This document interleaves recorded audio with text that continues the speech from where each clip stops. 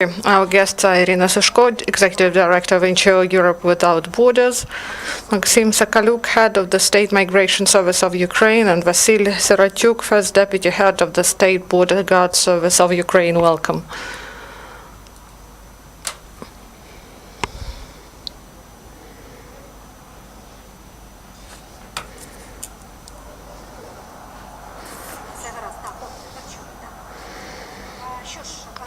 So, I'm really glad to welcome you here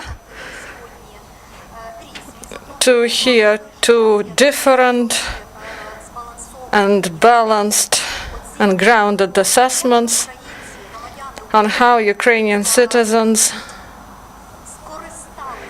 how they used this visa-free regime with the EU. Now we have anniversary 1 year, and this year for us was a test year. We may say that we went through the test on being Europeans and whether we can adhere to the rules that envisages the EU visa-free regime. And our NGO Europe Without Borders is among NGOs, and we've actively participated in advocacy of visa-free regime. We continue to monitor the introduction and the use of the visa-free regime. And today it is natural that we've invited our colleagues, our partners, representatives, our different bodies of power that are really important. And in this first test year, they worked really a lot in order to now speak about the fact that this regime, visa-free regime with EU, works, and it is working regularly and stably. And Migration Service and State Border Guard Service, they had the biggest load this year.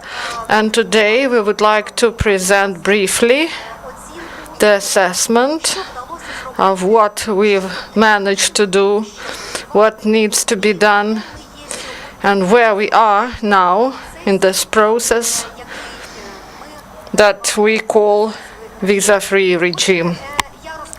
So I would like to briefly start with the statistics, and then my colleagues will continue. They will speak about the areas of their responsibility. I would like to say first that 2017 was the year when gradual reorientation happened.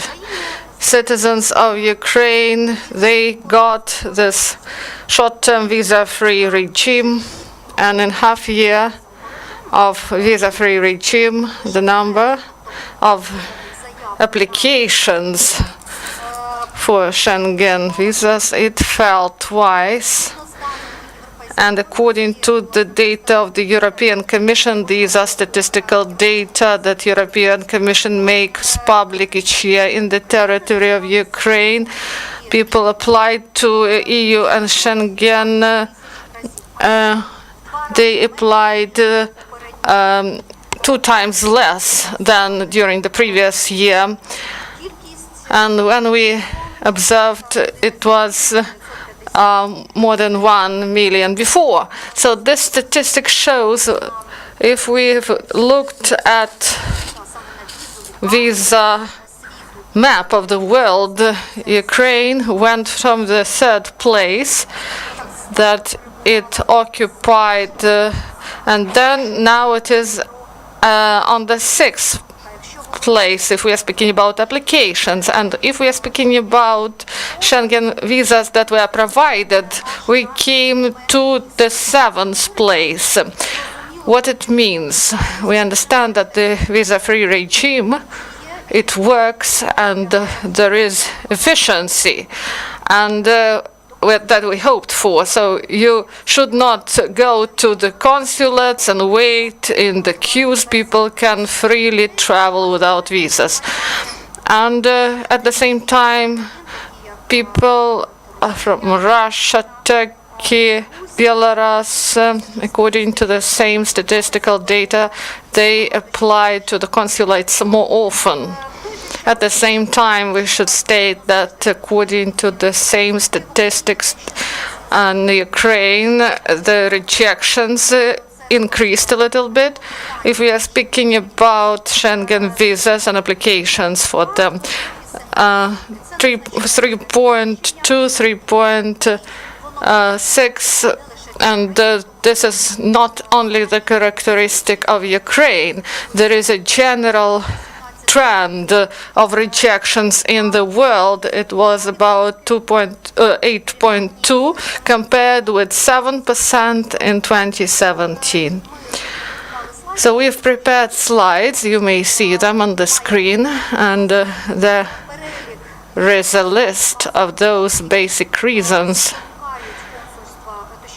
that motivate the consulates of Schengen countries to verify these applications more vigilantly. And today we say that when the visa-free regime became reality,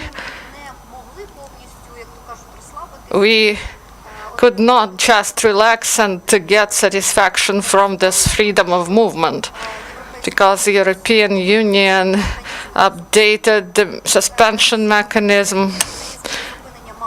The suspension mechanism had clear criteria.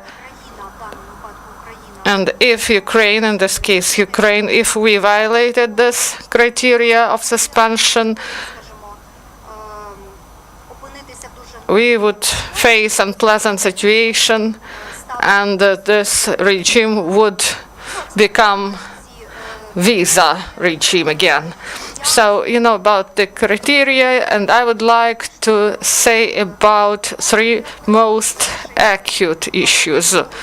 So these are rejections when people enter the countries of the European Union, then the criteria connected with the unregulated illegal migration, and the third criteria connected with the number of applicants who want to get asylum in the EU countries. These are the most important indicators, and the European Union assessed, due to these indicators, whether everything is okay, are there any challenges or threats to the citizens of their countries. So what happened in the spheres concerning these indicators, I would like to tell about it briefly. So the level of rejections while crossing borders to the EU countries, this is minor. We may say about less than 0.5%, 0.2%. If we are speaking about the overall number of people, these are 37,000 people. And we may look whether it is big number. This is not about 500,000 of people who use this regime, if we use the data of the State Migration Service. And those crossings, 17 million crossings that happened with the EU countries last year. And at the same time, we should understand that when other visa-free countries such as Moldova, Serbia, during the first year of visa-free regime, they had interesting indicators, and these indicators were much higher than in Ukraine. For example, in the case of Moldova, the level of rejections went up first year, 59%, and in the case of Serbia, 70%. So today, we may say and underline that the first anniversary of visa-free regime, according to this criteria, this trend is not disturbing, it is stable, and we may say that we didn't cross any red lines. So next criteria, illegal stay. So the first year, the majority of Ukrainians adhere to migration legislation. and they do not pose any threat. There is no threat of mass illegal migration to the EU countries, if we are speaking on the whole. And there are some disturbing trends, some disturbing signs. We should control them. Now it is regulated by some bodies of power. And what are these signs? According to Frontex, 32,000 illegal migrants from Ukraine were detained, but the majority of them, 24,000, returned. On the whole, during the year, this increase was only 12%, and I say that this is all 12%. According to the criteria of suspension, the European Commission clearly stated and provided an explanation that this criteria, if, for example, in the last 2 months, the indicators in the relevant areas concerning unregulated migration, if this violation is 50%, so these 12%, they are not close to these 50%. That's why, based on this, we may say that there are no big challenges in this area. We do not see them. But we should monitor this trend, and until the end of this year, maybe these indicators may change. Also, I would like to say several words about the asylum seekers, what happened in this segment. In 2017, Ukraine was on the 22nd place concerning the asylum seekers in the EU. And I would like to mention some countries to compare. Russians, people from Turkey, they searched asylum more often than Ukrainians. And it is interesting to note, there is interesting data. Russians, they had 67% more, and our partners, our friends from Georgia, who got last year visa-free regime a little bit earlier than Ukrainians. And according to this criteria, they are close to the red signal, because a lot of asylum seekers were recorded from Georgia, especially to Ireland. And in March, they even spoke that Germany was ready to raise the issue about the introduction of suspension regime. But due to timely and efficient response from the government of Georgia, this year was regulated. If you want to hear more about it, so you may ask questions about it. And now I would like to say that 2017 for Ukrainian asylum seekers in the European Union is the lowest concerning the level starting 2014.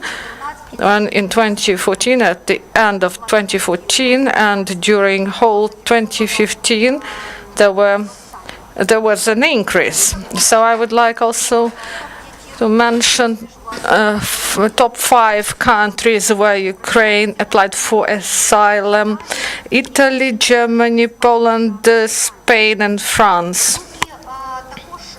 Also, at the end, I would like to say about the forecast, what we can expect from visa-free regime in the second, third, and many more years of visa-free regime.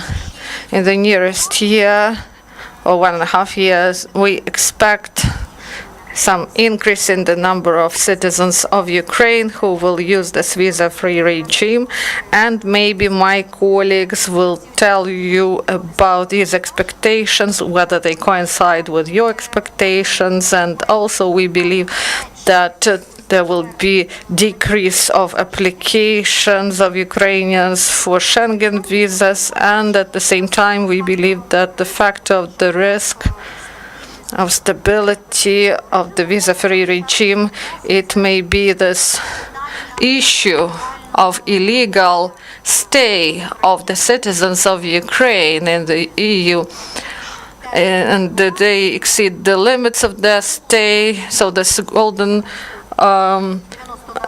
formula,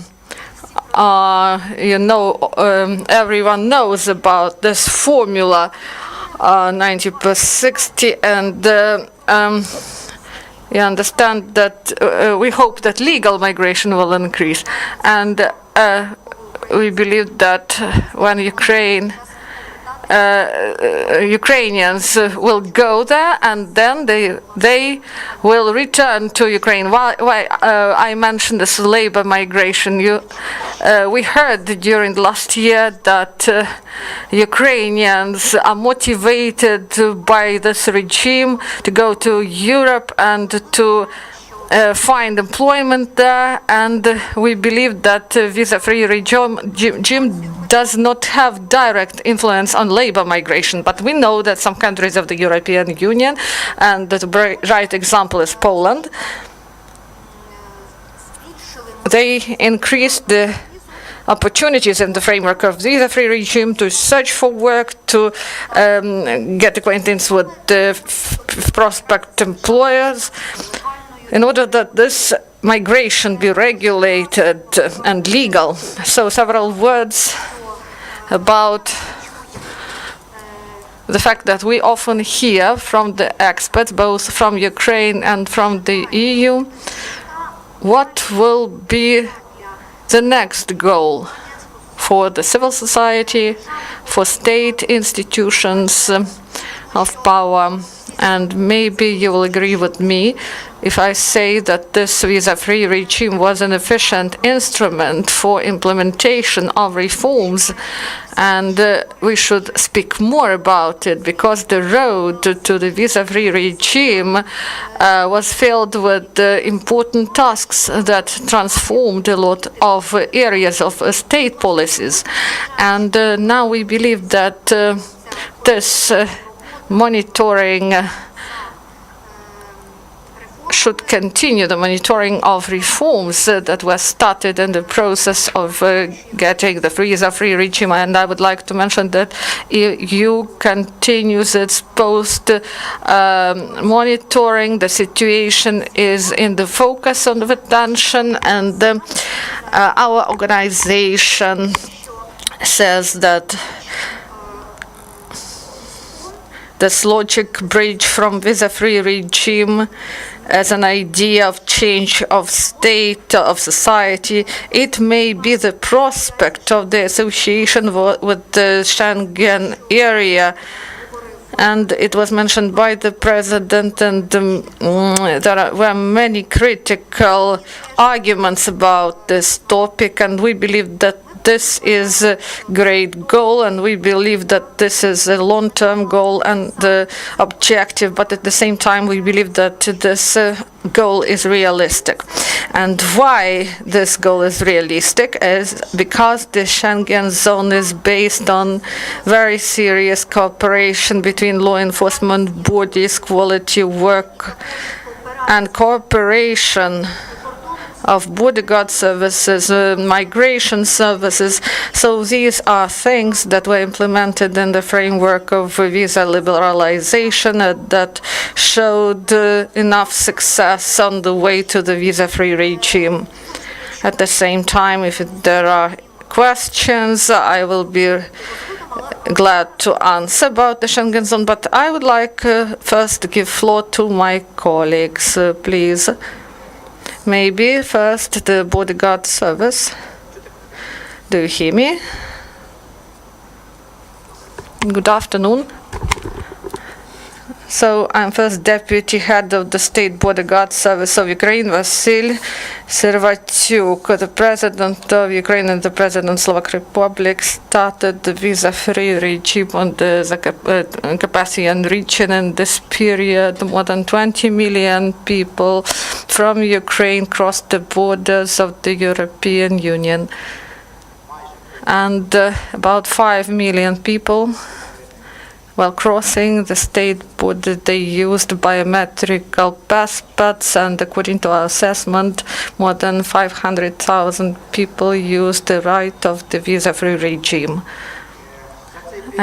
In this period, our colleagues from the state body departments of the EU, they rejected. They didn't allow to cross because of different reasons. More than 40,000 citizens of Ukraine were returned, and Iryna and her team, in her speech, in her report, they provided detailed analysis. I won't go into detail, but I would like to underline that if we speak about 20 million and 44,000 rejections, it's not big, but if we are speaking about citizens, so maybe this is a lot. The reasons for rejection, for not allowing to cross this, is non-correspondence of the goal of the travel, non-correspondence of financial support, and as it was said, 190 per 180, so this right was also violated. If we are speaking about the decisions of rejection, we have about 50,000 rejections during 2017. These people the applications were rejected. They couldn't cross the Ukrainian border. So security component. There were a lot of pessimists, a lot of forecasts of what it will be, how it will happen, how our citizens will perceive this. I won't raise these issues. The great analysis was provided, and you got this information. And I would like to say that on the 1st of June, government delegation of Ukraine reported at the European Commission concerning the implementation of the association agreement, and I was a rapporteur from Ukraine at the panel of integrated border management panel, and there was an assessment of our colleagues from abroad that Ukrainian citizens do not pose any threat. Those who travel, who use the territory as a transit, so there is no such threat, no real threat if we are speaking about this. So there is no ground for suspension of this regime. But we understand that the security component is the priority, not only for our European colleagues, but also for Ukraine. You know that a number of events is planned to increase the security component, and we have the same work, and the Defense and Security Council provided its decision, and the order of President was provided to increase security measures.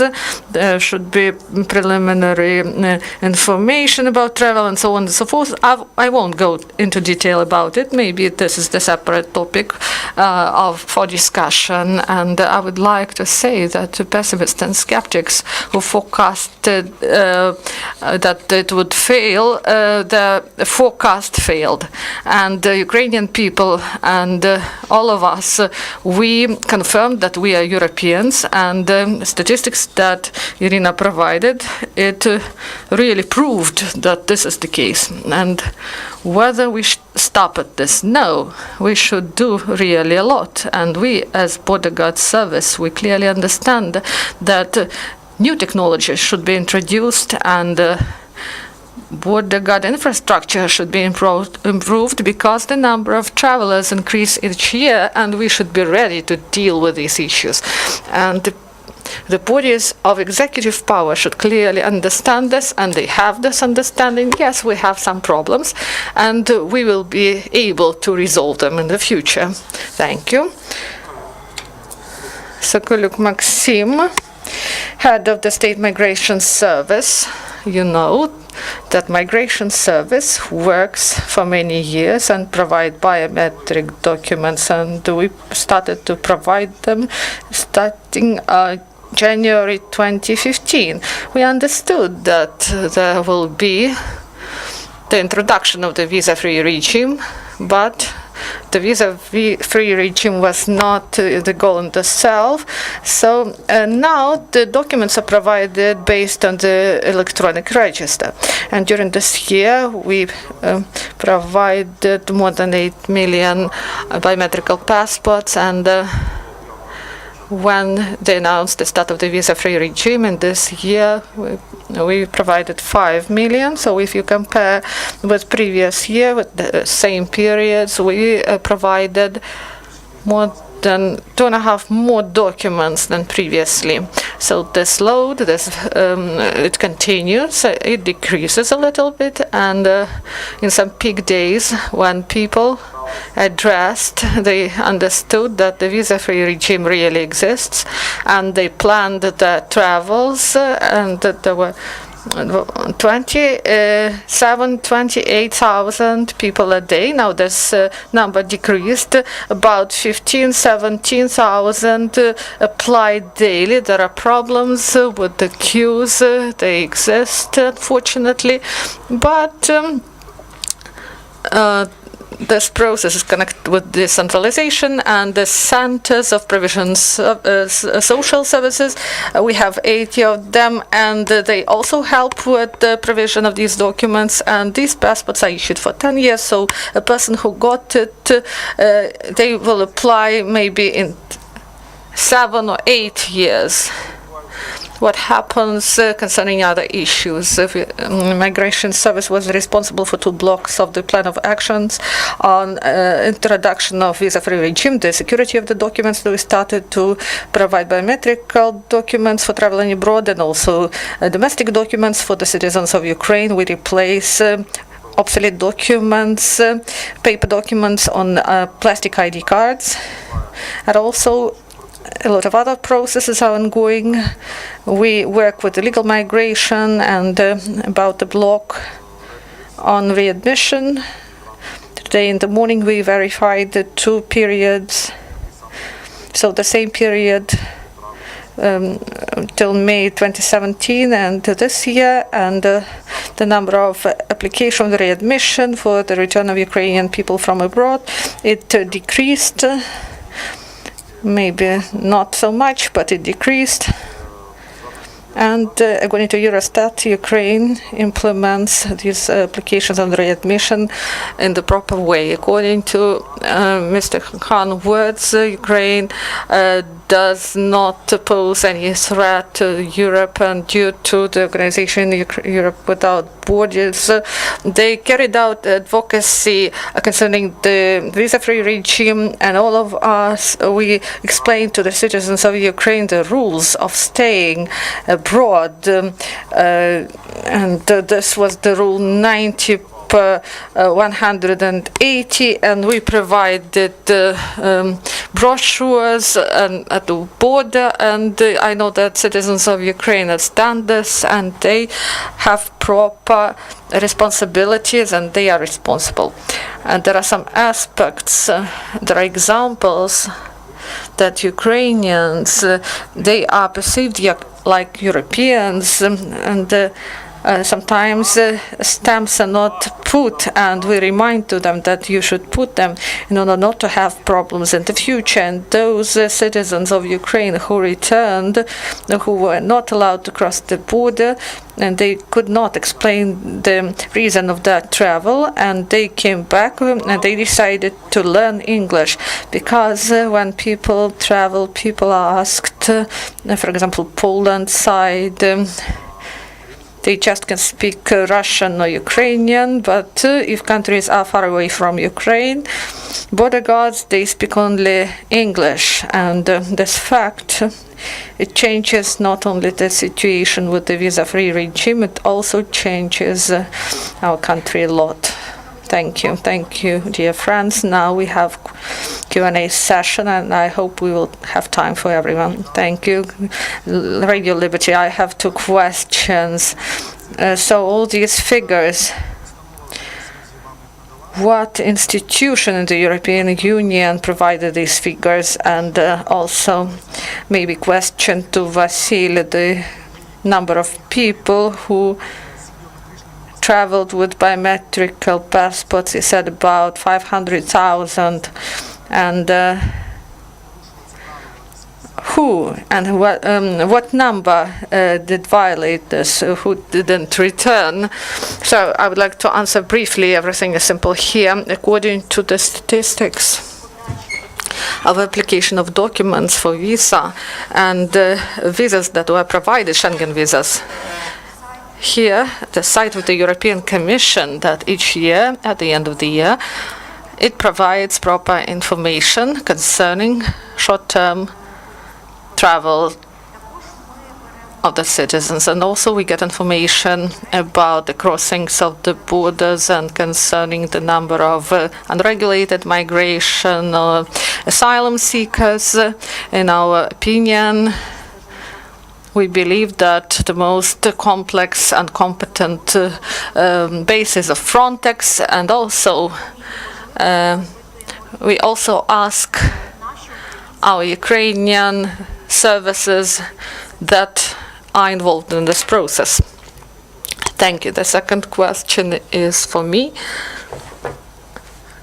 So we said about 500,000 of citizens who used the visa-free regime. So they used biometric passports at the starting June last year till this year. The statistics was manual. While crossing border, the inspector made some marks whether there is visa in the passport or not, and maybe there could be some error. And starting January this year, this process became automated, and it automatically ongoing on the database, and we may see today that this figure is stable, and it even decreases somehow. And Maksym explained this to you, why it happens, and you should understand that a lot of citizens of Ukraine, maybe those who are here today, so we had these passports, and we had these visas for several years, and now people do not need these visas.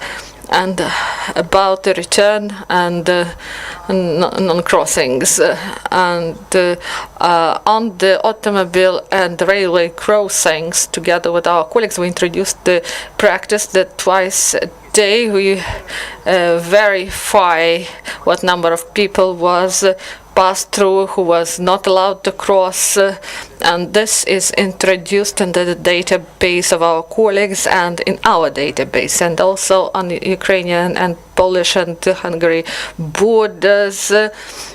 Today there are consultancy points, and they also have the statistics, and in aviation sphere it is more difficult. People travel and while crossing the border, if person declared that he was returned or was not allowed due to some reason, of course we recorded, but some percentage of people, and it is rather big, they just do not inform about this. That's why we cannot confirm that in these aviation points that everyone who was returned, that they were recorded.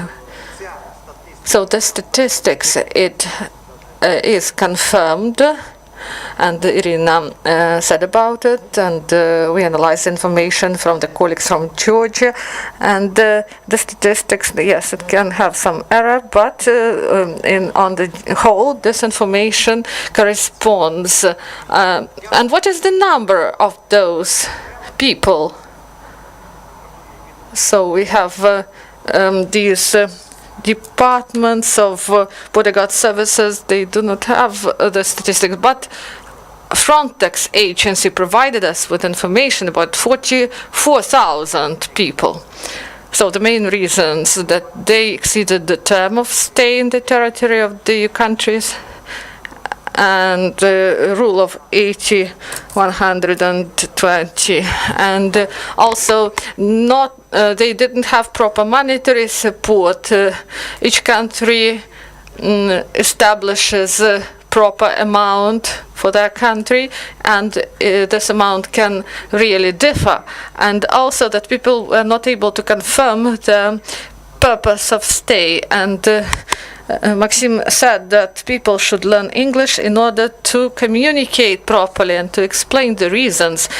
And also citizens of Ukraine and from other states, they get prepared to their travel, and they should have documents that could confirm information. For example, the booking of the hotel tickets for return to the country. So this can really help, and this can provide grounds for allowing of crossing the border, not allowing to cross it.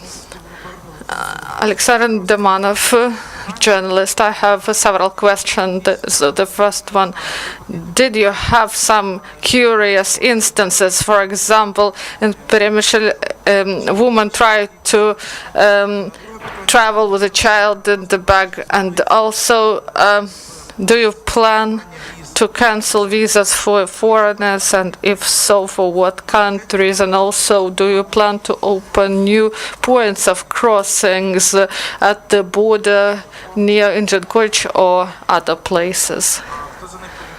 Who is responsible for this? So, first I would answer.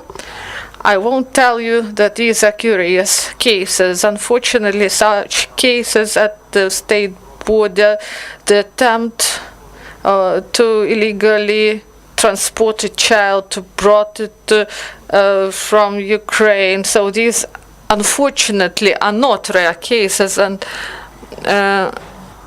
this issue of human trafficking is really acute. During the last year, 26 channels were liquidated, those that were involved in trafficking.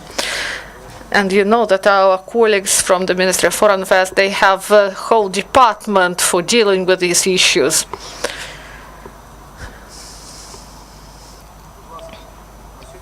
So as of today, recently, there was a press conference in Spain, and our bodyguards officers were invited, and together with the Ministry of Internal Affairs, and we discussed this issue, and there was some trafficking to Spain for sexual exploitation, for sexual services, and this is a known case. And we dealt with these issues together, and also there was a transit of drugs, illegal drugs through the territory of Ukraine, and the cigarette case connected with Spain and our joint operation with our colleagues from Poland, Lithuania, and Great Britain, and we stopped the channel of trafficking of Ukrainian citizens who were illegally brought to the Great Britain, and I can give you more examples. If you are interested in details, you can give a request, and we will provide a detailed answer with these examples. So other questions to my colleague about visas, visa policy is not about State Border Service. This is about Ministry of Foreign Affairs and Migration Service. A lot has been done concerning the control of the foreigners in the territory of Ukraine. We introduced documents for them, and migrant operation together with the police, security service, and state border service to control illegal migration in Ukraine. These latest operations were really successful. So concerning visa policy, there was a decision of the Security and Defense Council and decisions and orders of the President, and concerning the cancellation of visas for separate categories of foreigners, this is another issue. About the curious situations at the border, so I do not know about such cases, but when you are in the queue for border control, you have your passport in your hands, and they ask you to go to the queue for the citizens of the European Union, and it became a practice when people from other countries, they really were surprised how it is possible.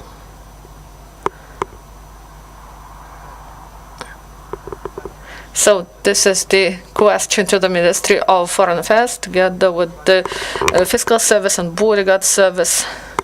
As of today, there is a state program for development of the points of crossings, and one of the tasks that face these services, this is the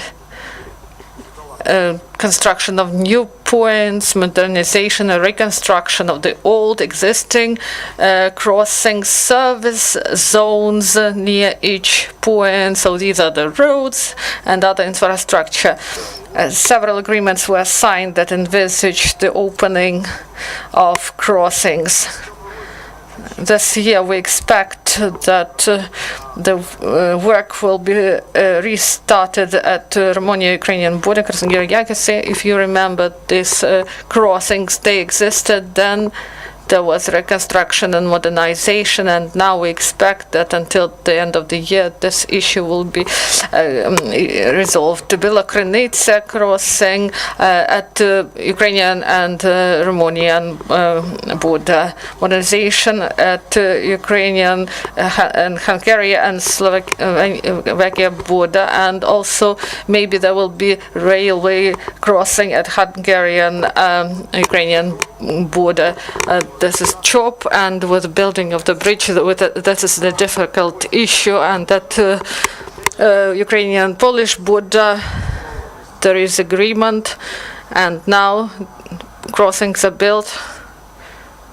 Nizhankovich, there is a crossing, and until 2020, at Ukrainian, Polish and Slovakia and Romanian borders, there will be enough new crossings, and old crossings will be modernized. We hope for this. Good afternoon. Good afternoon. I'm Derkach, Radio Liberty. Iryna mentioned about the increase in the number of asylum seekers in the European countries from Russia. This country is the systemic violator of the international rules, and the officials in Europe, they know this, but the subordinates of Vasyl, they do not know about it, because some officers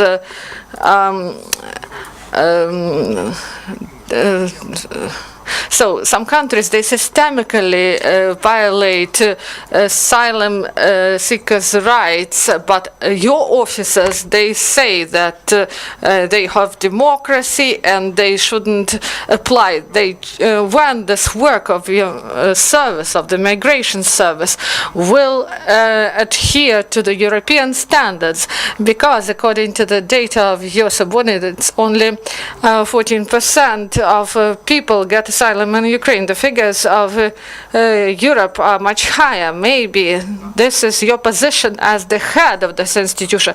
Maybe it will be fair to say, do not come here because we do not allow you to stay, because people have hopes, they plan something. Just, you may say to them that just do not come here, because we won't accept you.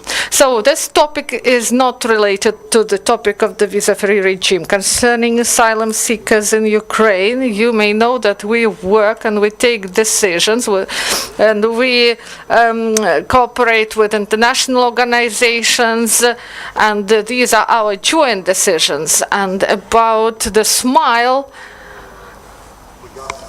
and explanations to asylum seekers, maybe one ugly case when, and this case was brought to court. Yes, there was such a case, but this is not a system. And you know that many European experts who worked on Block 4 concerning the asylum seekers, and they assessed the work of the migration service and the system of asylum in Ukraine. They say that we have the best European practices. If we are speaking about the level of positive assessments or the level of rejection, if one country takes decision, for example, about 50%, and the other country about 20%. So do you believe that this country should go up to that country? So each asylum seeker, he is special, and each case should be considered separately. And you know that in Ukraine we have problems in judiciary, but about asylum seekers, there is normal judicial court practice, and all asylum seekers have the opportunity to address the court. They have such an opportunity, and I do not see any bad assessment from European experts concerning the asylum seekers. They verified our procedures, our legislation, and maybe we do not have problems here.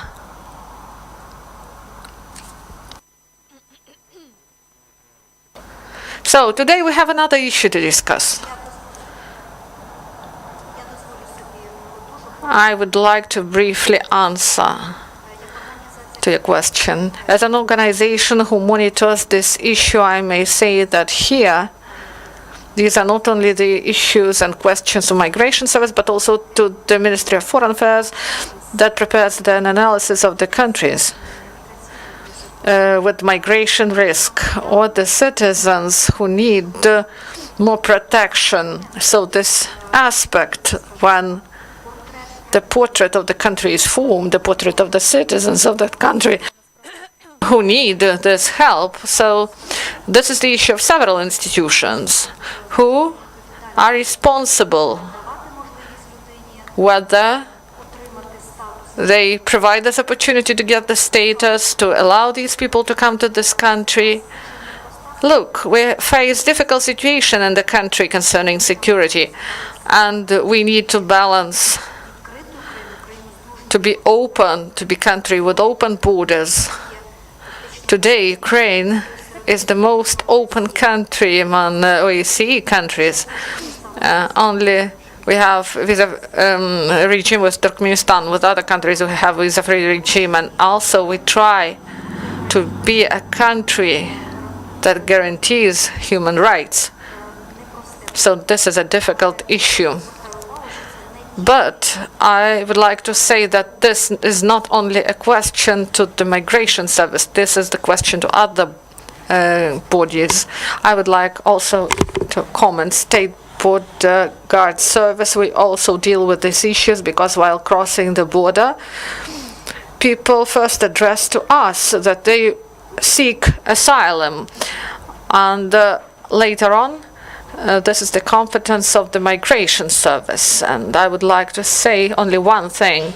There are many instances when later on we detain citizens who became who sought asylum, and we find that at other borders of Ukraine, some people, the category of people, they just use the status they use it for transit, not for staying here. Sergei Sidorenko, European Truth. I have several questions. First to Vasyl about the statistics of rejections for coming, and do you have some information about the information 2017, 44,000 people traveled and they got rejection. So do you have such statistics? And I would like to ask you, there was a regular statistics before about the number of cases of rejections, and it is much smaller. So it said that that there was only 61 rejections, and you've said about 44,000. Why this is such a big difference? And you said about the decrease of the applications for visas, about 700,000 visas that were provided, and at the same time we see, according to official statistics, that the number of travelers who use the visa-free regime is much smaller, 550,000. Why so? And we are speaking about 550,000 crossings, but we see that it is less. And also we would like to ask Vasyl why there is such a disproportion in numbers. So it makes this even bigger. First part of your question. This is a logic question. Once again, I comment on this, but I would like to repeat, there is no such statistics. We cannot get this from Polish or Hungarian border guards. They do not have such statistics. But 44,000 rejections, this is provided by front agency when the report was prepared for 2017, and there are categories of people and the reasons for rejections on our statistics. And I am really surprised about this number, 61 rejections. I will verify this figure. This cannot be true, because daily we have our statistics and we see the number of rejections. And at automobile crossings, the statistics 99.9% right, because there is verification twice a day. And it is difficult to do this at railway crossings, and it is really difficult to do it at aviation crossings. And if a person said that he or she were returned, so maybe some people, they just do not report, and we cannot see the statistics. And there is an error, and we understand and we confirm that it can be, but we use official figures provided by Frontex agency. For 44,000, is this much more? No, this is a small increase, and Iryna said this is about 3.7% increase compared with 2016. But maybe some statistics was incorrect and indicators are different that were taken into account. I would like to add, Sergei, he saw this difference in the number. And here we can only assume that this spot of people, it could cross the border with the visa-free intention, but not to the EU country of Schengen. They may just travel through Belarus or Lithuania. So this is the number of people, and we wanted to ask you whether you take this figure into account, whether we can assume that the number of people who used this visa-free regime, that this figure may be theoretically even higher than 500,000 of people. Yes, this question was absolutely correct, and you commented correctly on this. Yes, we believe that this is much higher. There is Turkey, and there are a lot of people there, and Turkish Airlines, they are really of use, and a lot of people, they travel to Istanbul and then they travel further. So we cannot monitor them. We cannot monitor where they traveled, and we know that this route is really popular. So many people use it. And I would like to give you an example. Recently, there was a match of the League of Champions, and officially tickets, there were 30,000 of foreigners, and tickets were provided, and there were 4 charter flights to Julian Airport, but a lot of people came from the western borders. More than 110 buses came and brought the fans, and not everyone had tickets. A lot of people, they just traveled to Kiev. Maybe they wanted to feel the aura of this event, maybe they wanted to participate in the events. And when we calculated during this period, more than 200,000 crossings happened.